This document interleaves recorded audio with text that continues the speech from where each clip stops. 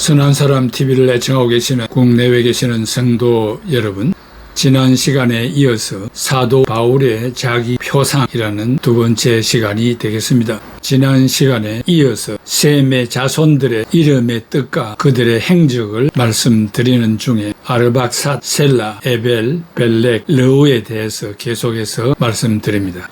오늘은 에벨, 히브리말로 에벨, 창세기 10장 24절에 아르박삿은 셀라를 낳고 셀라는 에벨을 낳았으며 에벨 이름의 뜻은 강을 건너서 어떤 곳을 향하여 계속 움직여 나간다는 것입니다. 이것은 특별한 사명자로 보냄을 받은 뒤 목적지에 도착하기까지 험준한 장애물을 만나더라도 모두 극복하고 뛰어넘으며 결코 뒤돌아보거나 멈추지 않고 계속 전진하는 모습을 연상시키고 있습니다.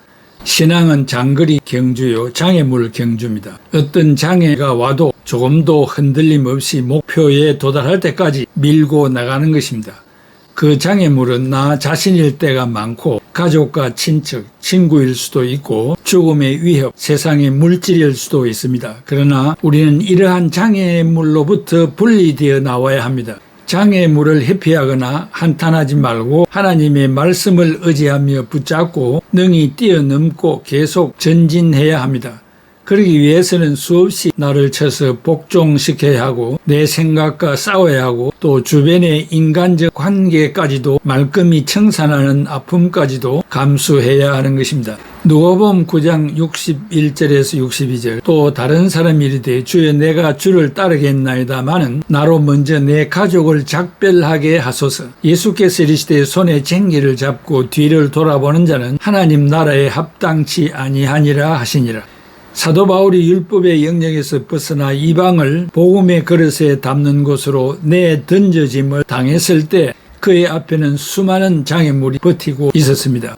그러나 사도 바울은 이 모든 장애물을 오직 하나님을 의지함으로 뛰어넘었습니다. 그래서 고린도전서 15장 10절에서 내가 모든 사도보다 더 많이 수고하였으나 내가 아니요 오직 나와 함께 하신 하나님의 은혜로라 라고 고백하였습니다.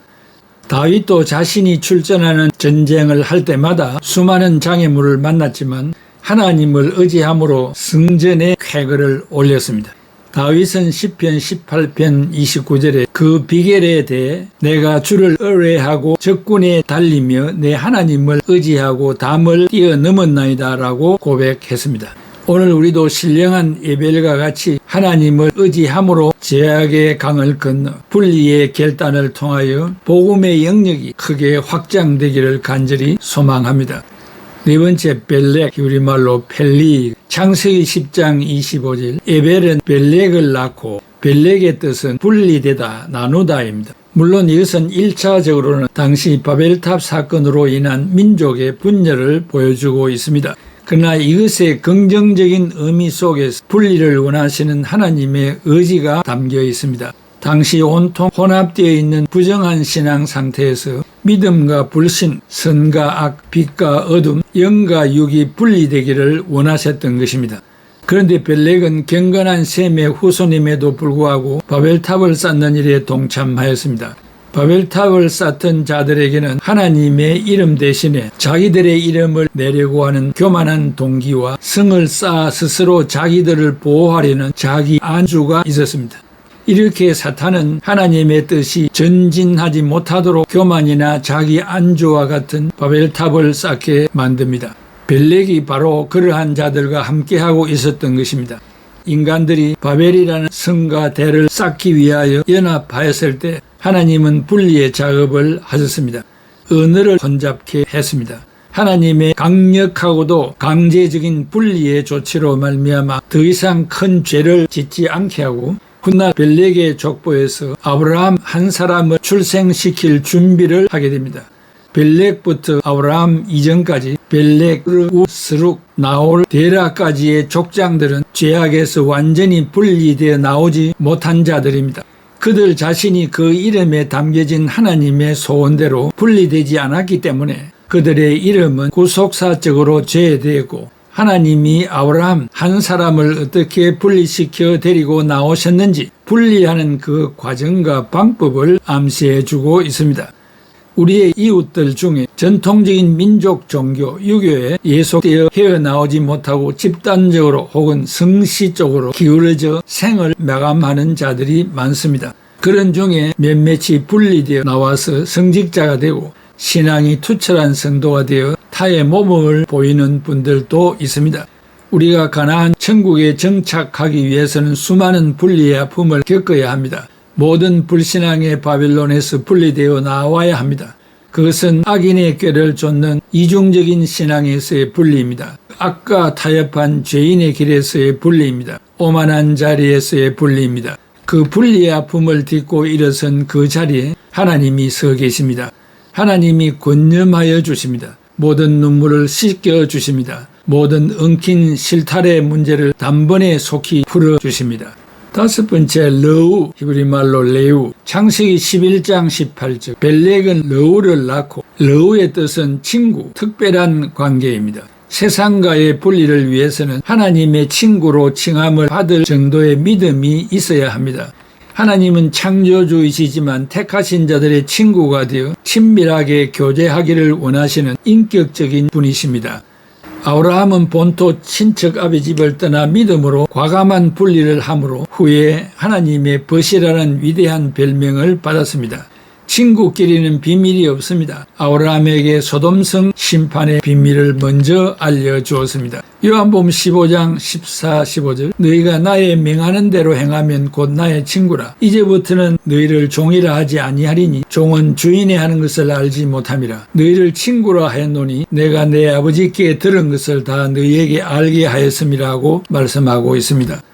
그렇다면 어떻게 해야 하나님의 친구가 될 수 있겠습니까? 예수님의 명령대로 행하는 절대 순종이 있어야 합니다. 요한복음 15장 14절에 너희가 나의 명하는 대로 행하면 나의 친구라고 했습니다. 행함이 없는 믿음은 죽은 믿음입니다. 친구는 시와 때를 가리지 않고 항상 곁에 있는 자입니다. 우리의 영원한 친구가 되어주시는 하나님을 가까이 해야 합니다. 우리가 기도할 때에 멀리 계시던 하나님이 가까이 해 주십니다. 세상에서 분리되어 하나님의 친구로 칭함을 받기 위하여 하나님의 말씀을 그대로 행하는 순종의 사람, 진실한 기도의 사람들이 되시기 바랍니다. 바울이 믿음의 조상 아브라함 이전에 살았던 노아의 아들 중 셈의 아들들의 생애를 실로 든 것 중에 하나는 이름 자체가 이 세상과 분리되는 것을 말하는데 분리된 영역, 멀리 밖으로 떠나는 상태, 특별한 사명자로 보냄을 받는 것과 분리되다, 나누다 등입니다. 분리의 역사는 아담 하와가 타락한 이후부터 시작되었습니다. 아담과 하와가 에덴에서 추방당한 것부터 시작입니다. 그리고 믿음의 조상 아브라함이 갈대우르를 떠난 것도 분리의 역사라 할 수 있습니다.